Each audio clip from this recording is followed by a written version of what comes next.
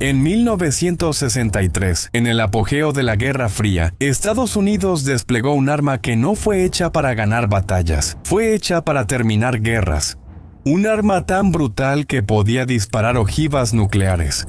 Proyectiles con casi 3 veces la potencia de la bomba de Hiroshima contra las formaciones del ejército soviético. Durante décadas estuvo ahí, lista, esperando el día que todos esperaban que nunca llegara. Cuando terminó la Guerra Fría, los estadounidenses retiraron el arma, tomaron los cañones, los cortaron y los transformaron en las bombas más devastadoras jamás lanzadas desde un avión. Bombas capaces de penetrar más de 30 metros de tierra y 6 metros de concreto. Parecía el fin de la historia. Pero luego, en octubre de 2025, se cerró un acuerdo discreto entre Grecia y la República Checa. 60 de esas armas, olvidadas en depósitos griegos desde los años 80, serían enviadas a Ucrania.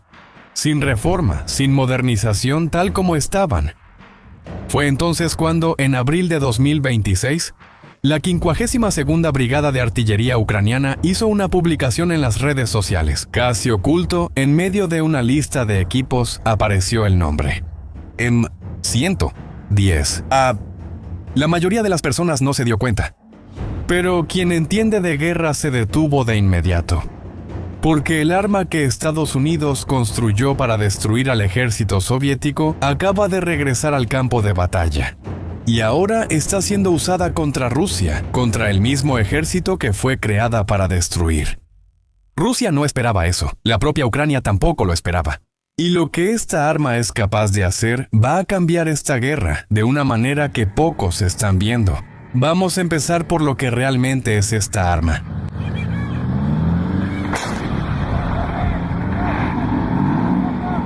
El M110 es el obús autopropulsado más grande que Estados Unidos ha desplegado. Básicamente se trata de un cañón gigante montado sobre un vehículo con orugas, como un tanque. Un arma que todos los ejércitos modernos han descartado. Que ningún país de la OTAN quería ya. Que los propios griegos llamaron equipo militarmente innecesario. Aún así, cuando llegó a Ucrania, quienes entienden de guerra se dieron cuenta. Esa arma rechazada puede cambiar las reglas del juego. ¿El motivo? Dispara proyectiles de 90 kilos. Casi el peso de una persona adulta, a una distancia de hasta 30 kilómetros. Está montado sobre orugas, tiene un motor de 405 caballos de fuerza. Y puede disparar, moverse y disparar de nuevo antes de que el enemigo descubra de dónde vino el disparo. No es moderno. No es bonito. No tiene tecnología de punta. Pero ofrece un nivel de destrucción que pocas armas en el mundo pueden lograr. Pero hay un detalle sobre esta arma que casi nadie menciona. Y cuando lo sepas, vas a entender por qué el M110 no es solo otro cañón viejo. La razón principal por la que estuvo tanto tiempo en servicio no fue su poder de fuego común con explosivos tradicionales. Fue la capacidad de disparar ojivas nucleares tácticas. Estados Unidos fabricó 2.000 proyectiles nucleares, llamados WBA-30 y 3, diseñados específicamente para esa arma. Cada uno de esos proyectiles podía, según algunas estimaciones, liberar una explosión de hasta 40 kilotones. Para que te des una idea, la bomba que destruyó Hiroshima tenía 15. O sea, un solo disparo del M110 podía causar casi 3 veces esa destrucción. Esa era su función. Si la Unión Soviética avanzaba sobre Europa, el M110 sería la respuesta. Destrucción nuclear táctica. Disparada desde un cañón sobre orugas. Pero la Guerra Fría terminó y el M110 fue retirado. Pero lo que pasó después con esta arma es casi tan impresionante como el arma misma. Y esa es una parte de la historia que casi nadie cuenta. Cuando los estadounidenses retiraron los M110 del servicio en los años 90, no tiraron todo a la basura. Se quedaron con los cañones. ¿Y sabes qué hicieron con ellos? Algo que nadie esperaba. Los ingenieros estadounidenses miraron esos enormes cañones de artillería y tuvieron una idea. Cortaron los cañones, los llenaron de explosivos y crearon una bomba llamada GBU-28, conocida como Bunker Buster, la famosa destructora de refugios militares. Esa bomba fue desarrollada en solo 2 semanas durante la Guerra del Golfo, porque los estadounidenses descubrieron que ninguna arma que tenían podía penetrar los refugios militares fortificados que Saddam Hussein construyó bajo tierra. La solución entonces fue tomar los tubos del M110, convertirlos en la carcasa de una bomba de 2 toneladas y lanzarla desde un avión. Y funcionó. Para que te des una idea, la GBU-28 penetra más de 30 metros de tierra o 6 metros de concreto macizo. Solo se lanzaron 2 en la Guerra del Golfo.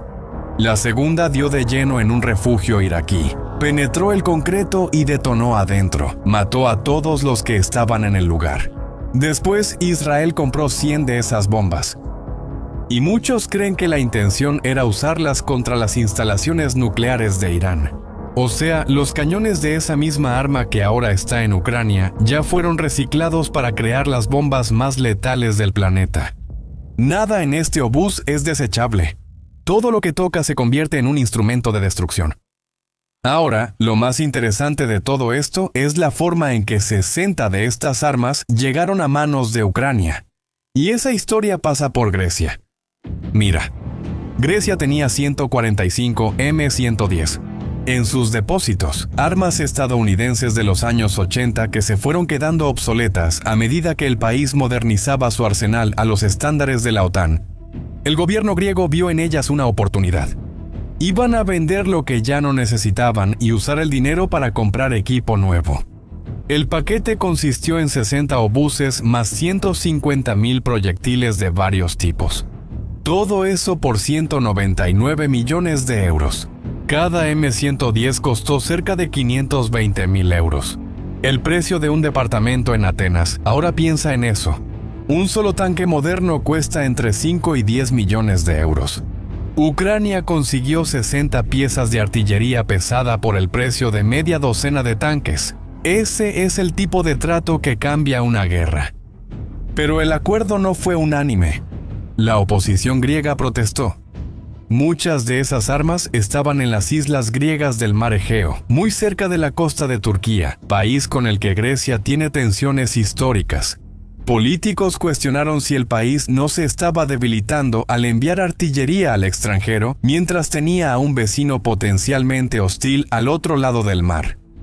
Aún así, el gobierno siguió adelante. La cúpula militar griega clasificó los M110 como equipo militar innecesario. Y el acuerdo fue cerrado. Ahora, es importante decir una cosa.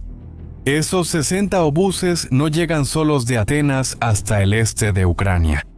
Alguien tiene que organizar la logística, cerrar los contratos y asegurarse de que las armas lleguen a la línea del frente. Y que no se queden paradas en algún puerto europeo. Y aquí es donde entra el personaje más improbable de esta historia, la República Checa. Poca gente lo sabe, pero existe un programa llamado Iniciativa Checa. Y lo que este país logró hacer es algo que merece ser contado. Mira, la República Checa no es una potencia militar. No tiene el ejército más grande de Europa, ni el mayor presupuesto de defensa. Pero el presidente checo vio la situación y decidió actuar. Creó un programa para comprar municiones y armas en terceros países y entregarlas directamente a Ucrania. Y con eso, ese pequeño país del centro de Europa montó solo una de las mayores redes de suministro de municiones del mundo. Desde que comenzó, la Iniciativa Checa ya ha entregado cerca de 4.400.000 unidades de munición pesada a Ucrania, provenientes de 14 países diferentes. Para que te des una idea, al inicio de la guerra, Rusia disparaba 10 proyectiles por cada proyectil ucraniano, 10 contra 1. La Iniciativa Checa ayudó a reducir esa desventaja 5 veces, de 10 contra 1 a 2 contra 1. Eso transformó el campo de batalla. Fue esa estructura la que permitió que las armas griegas llegaran a Ucrania. Y no fueron solo los obuses. Junto con los 60 M110, llegaron 50,000 proyectiles explosivos, 40,000 proyectiles con propulsión por cohete y 60,000 municiones de fragmentación. Esas que se dividen en decenas de pequeñas bombas en el aire antes de llegar al suelo. Eso le da a Ucrania una enorme variedad de opciones con una sola arma. destrucción de área, alcance extendido y poder contra tropas y vehículos. Es artillería a la carta. Pero nada de eso tendría algún impacto si llegara en el momento equivocado. Y es ahí donde esta historia se pone aún más interesante. ¿Alguna vez te has puesto a pensar por qué un arma de la Guerra Fría hace tanta diferencia en este momento de la guerra? Y la respuesta, bueno, pasa por el mayor error de cálculo que cometió el gobierno ruso cuando Rusia invadió Ucrania en 2022. El plan era una guerra rápida, tomar Kiev en semanas, derrocar al gobierno y regresar a casa. Basándose en esa apuesta, Rusia puso todo lo que tenía en el campo de batalla. Quemó tanques, blindados y artillería a un ritmo que nadie, ni siquiera los propios generales rusos, creía que se podría mantener por tanto tiempo. Pero la guerra rápida nunca sucedió. Y ahora, Rusia está pagando el precio. Desde febrero de 2022, Ucrania ya ha destruido casi 40.000 sistemas de artillería rusos. ¡40.000! En enero de 2026, fueron más de 1.000 en un solo mes, el equivalente a más de 60 batallones completos de artillería. Y entonces surge una pregunta inevitable. ¿Será que Rusia podrá sostener esta guerra cuando se acaben las reservas? ¿Por qué se están acabando esas reservas? Los depósitos soviéticos que durante décadas parecían infinitos están llegando a su fin.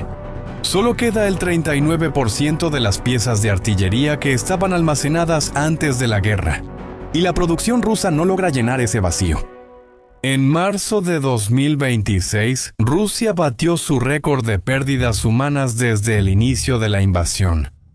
Más de 35.000 soldados muertos o heridos en un solo mes. La meta de Ucrania para 2026 es elevar ese número a 50.000 por mes. Y la cuenta es simple. Rusia logra reclutar entre 30 y 40.000 soldados por mes. Si las bajas superan el reclutamiento de forma consistente, la ecuación se invierte. Y eso es exactamente lo que está pasando. En el primer trimestre de 2026, Rusia perdió más de 90.000 soldados, mientras reclutó cerca de 80.000. Los números no cuadran. Y cuando los números no cuadran, cada nueva arma que llega al campo de batalla ucraniano acelera ese desangramiento. La verdad es que Ucrania no necesita armas futuristas. Necesita armas que causen destrucción a gran escala de forma consistente. Y esos 60 obuses con 150.000 proyectiles hacen exactamente eso. La 52ª Brigada de Artillería ya está usando esas armas.